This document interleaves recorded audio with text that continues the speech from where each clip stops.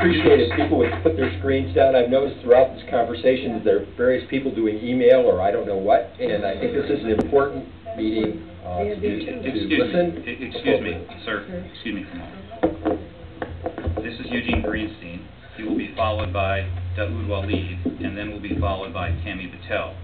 In fact, I know my colleagues well enough to know that nobody's doing email. They are probably taking notes so that they can comment and remember of the 82 people that are going to speak, maybe what's going to be said. So please don't make any assumptions about what we're doing. You want to see my screen? It's black because my computer has kind of gone to sleep. I apologize for the statement. Perceptions are unfortunately reality. We don't know what's going on. You're making assumptions I accept that. not based on fact. Okay, my name is Eugene Greenstein. I'm a retired engineering director for a major automotive supplier, and I was an adjunct professor in the business school at the University of Detroit Mercy. The sale of Eagle School needs to be halted based on process issues. In the end, it could be the Islamic Center that wins. That's fine, but the process has to be right as was described. It has to be in the best interest of the taxpayers, and the property offered has to be considered for alternative uses. And there needs to be a strategic use plan. How can you go out and offer something when you never understood what's in the best interest of the taxpayer? Should it be a park? Should it be a commercial development? What are the pros and cons of all of that? Should it be fallow for a while because 10 years from now we'll need to put a school back up on there, and it's a unique property. So the school district, unlike Mr. Fazios, I believe, has a moral and ethical responsibility to do what is best for the community, and a legal and fiduciary responsibility as well, to make certain that the best possible outcome is secured.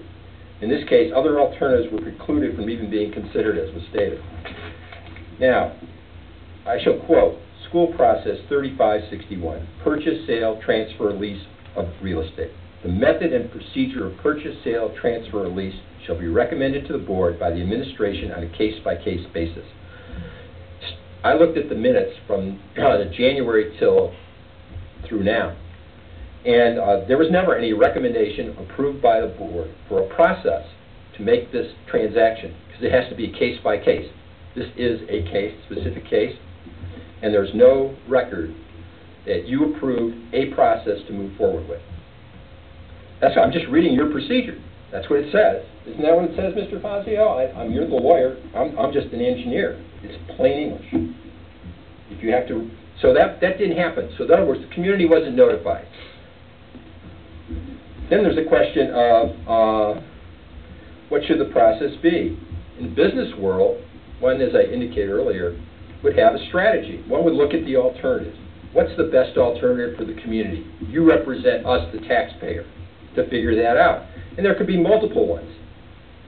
And they have economic value. Some, like a park, has an interesting intangible value. How do you judge that? It's an interesting question, but a group of concerned citizens and administrators and board members could figure that out. So the real issue is, you've kept this a secret from us. You didn't follow your process for purchasing material, for the sale of a property, because it never came before the board to verify that the process being used is an acceptable process. You can't complete a process and say we're done.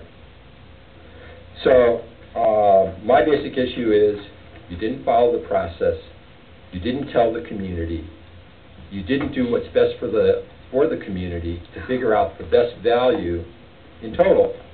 And based on that, you know, hey, if the Islamic Center offers the best value, that's fine. But there needs to be a study to make that decision. Thank you very much.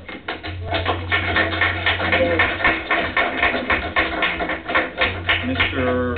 Walid will be